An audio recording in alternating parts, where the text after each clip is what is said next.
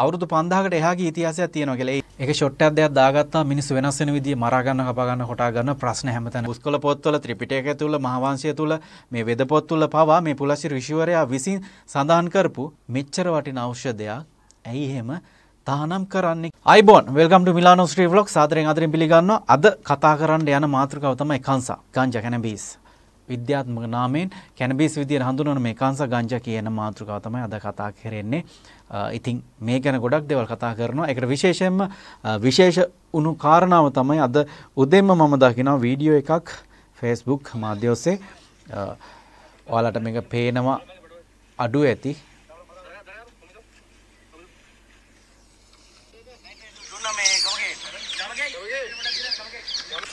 හරි ක්‍රියාශීලී සහ ලෝකේ තියෙන දරුණුම මද්ද්‍රව්‍ය ජාවාරමක් විදියට වටලලා මේ හරි ලස්සන නාට්‍යයක් විදියට දකින්නත් පුළුවන් කංසා නාට්‍ය විදියට.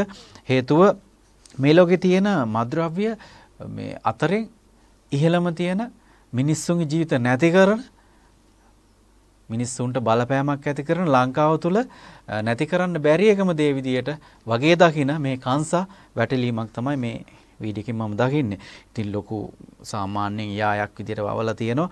ඉතින් මේ සේරම අල්ලලා මෙන්න මේ විදියට එකතු කරලා ලොකු ගස් මේ විදියට භූමි තෙල් වගේ ද්‍රව්‍යයක් දාලා ඉතින් ගිනි තියෙනවා.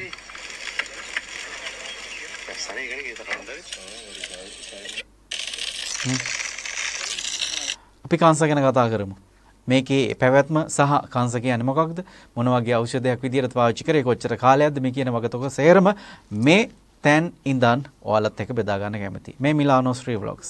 ඔයාලා අහලා තියෙන සමහර විට ලංකා ඉතිහාසයේ අවුරුදු 5000කට වැඩි අතීතයක ඉඳලා බෙහෙත් වට්ටෝරු 800කට වඩා බෙහෙත් වට්ටෝරු වලට ප්‍රධාන වශයෙන් එකතු කරලා තියෙන මේ කංසා. බෙහෙත් වට්ටෝරු වලට එකතු කරන මේ කංසා ප්‍රධානම ඖෂධය විදියට තමයි හඳුන්වලා ලබලා තියෙන්නේ.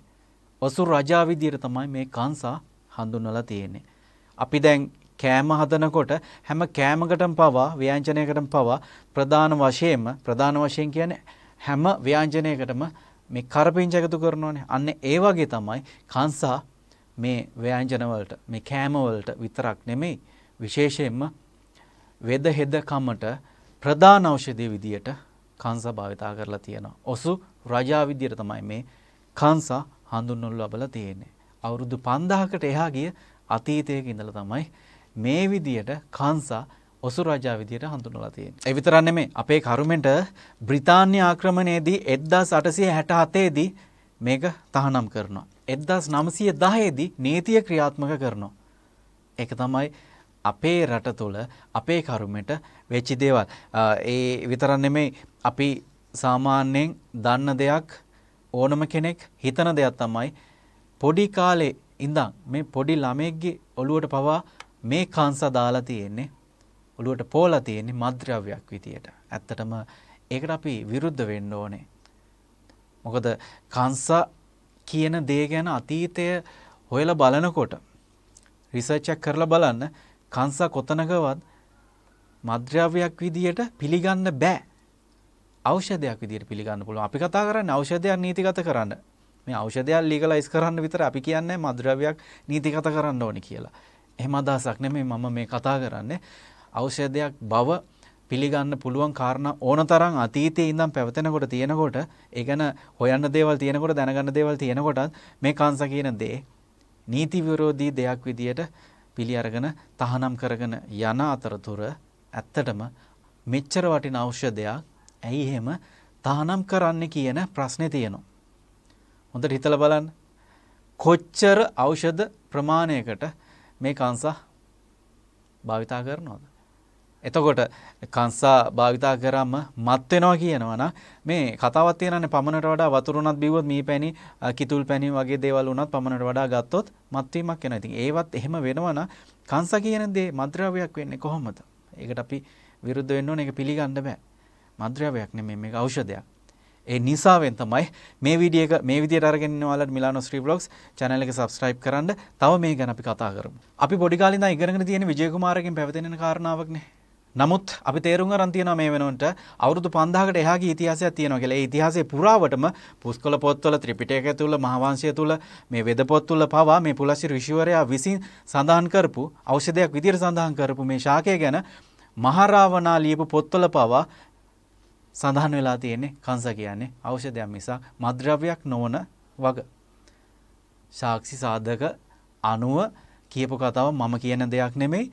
මේ මහරාවණා විසින් ලියපු පොත්වල පවා සඳහන් කරලා තියෙන්නේ කංශ කියන්නේ ඖෂධයක් මිසක් මත්ද්‍රව්‍යයක් නෙවෙයි කියන වග.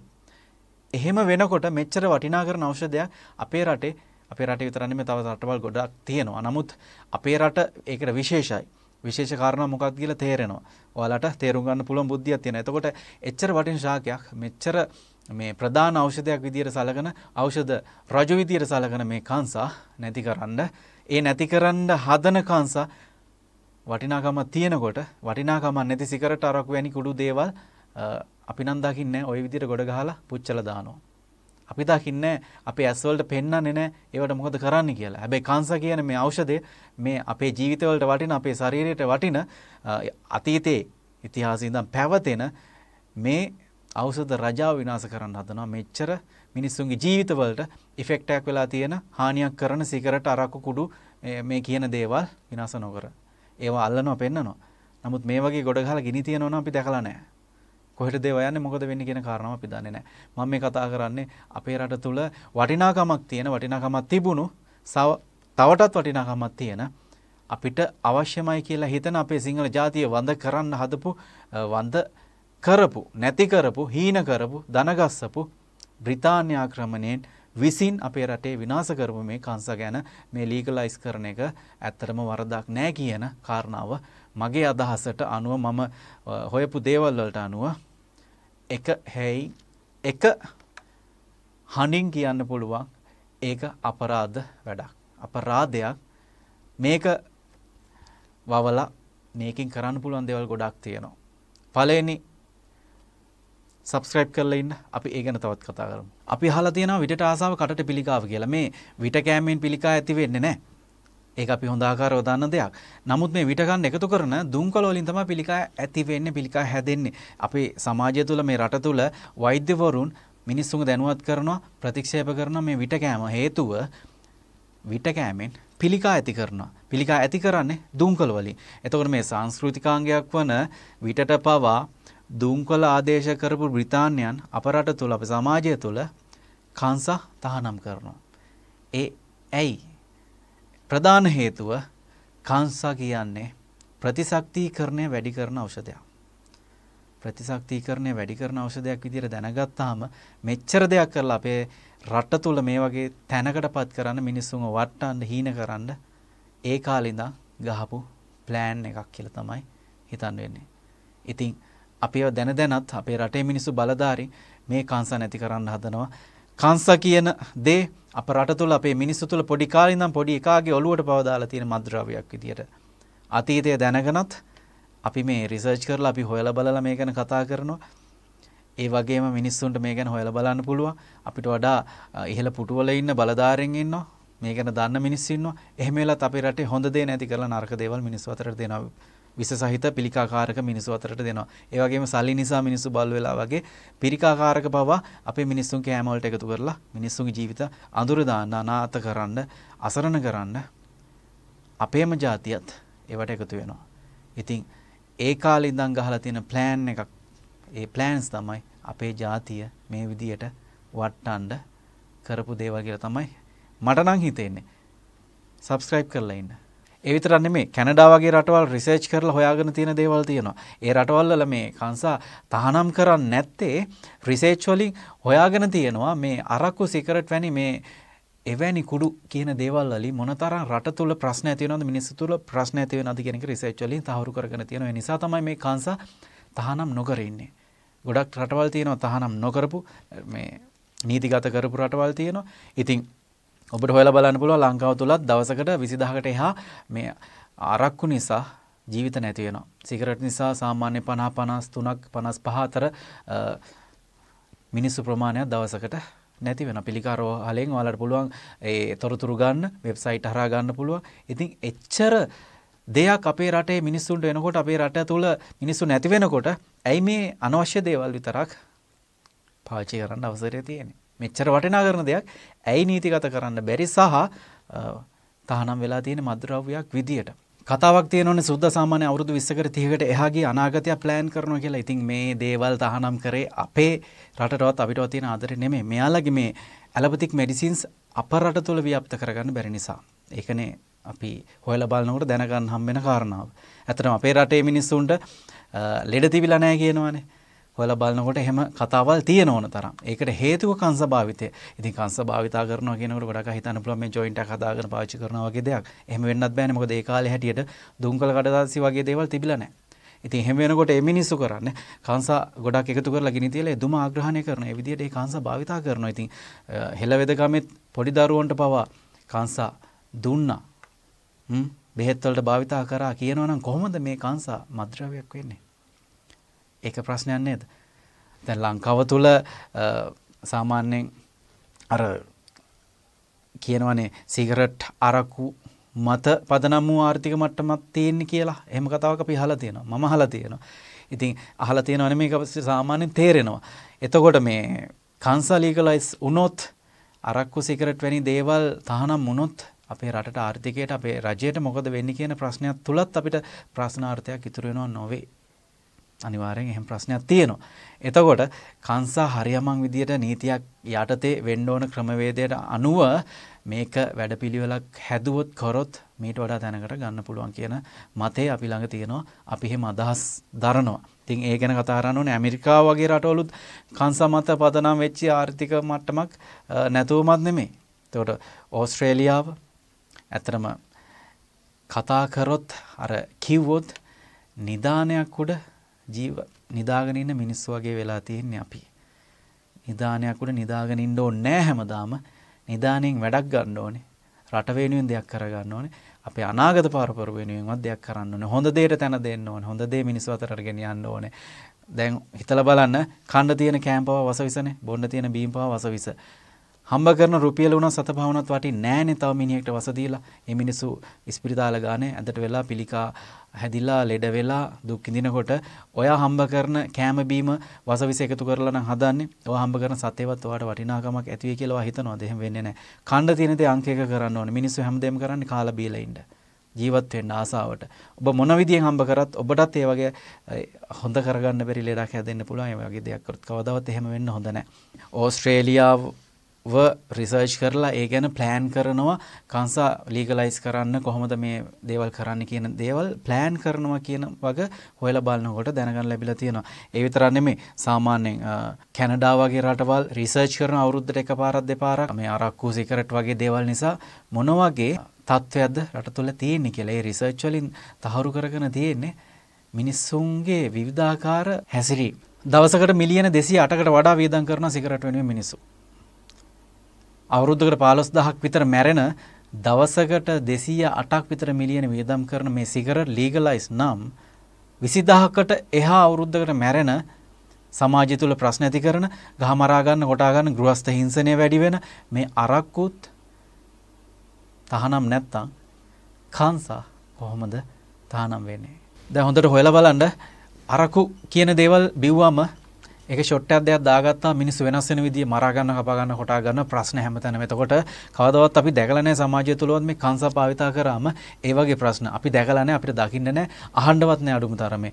එතකොට මේ ඉතින් තේරුම ගන්නව කංශ කිව්වාම මොකක්ද ඒකේ තේරුම? සංකාව නැති කිරීම, සංස්කෘති කියන්නේ ත්‍රිලෝක විජය.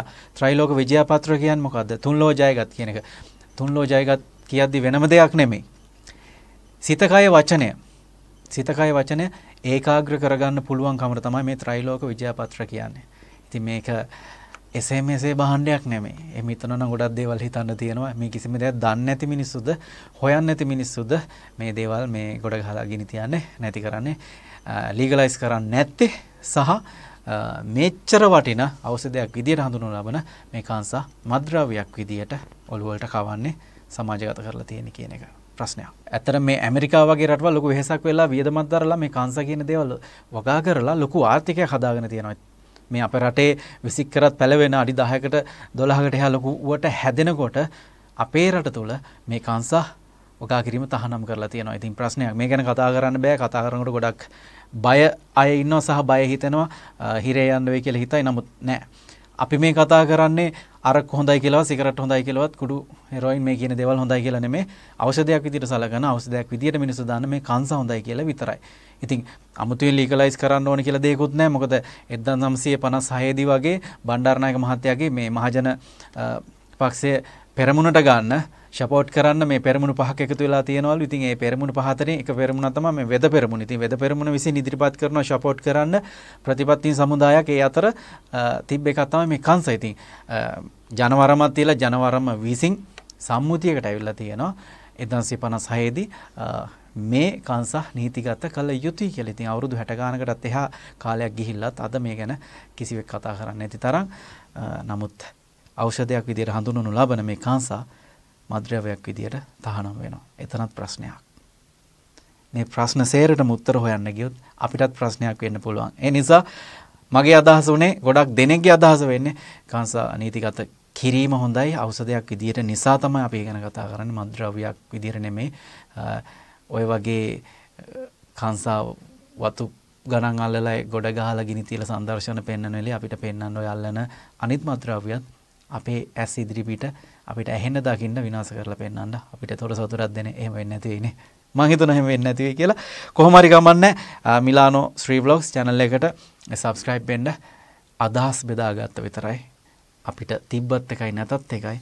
අපේ මිනිස්සු හරියට ඉන්න මිනිස්සු හරියට ඉඳි වැරදි පාර යන මිනිස්සු වැරදි පාර යයි. නමුත් අපි උත්සාහ කරමු වැරදි පාර යන මිනිස්සුත් හරි පාරට ගන්න බුද්ධ ධර්මයට අනුව බුදුන්ගේ මාර්ගයේ යන මිනිස්සු විදියට ජීවත් වෙන්න පුරුදු වෙමු. කංශ කියන්නේ අවසාන වශයෙන් කියනවා මද්ද්‍රව්‍යයක් නෙමෙයි ඖෂධයක් විදියට තමයි හඳුන්වන්න වෙන්නේ සහ පිළිගන්නේ අපි.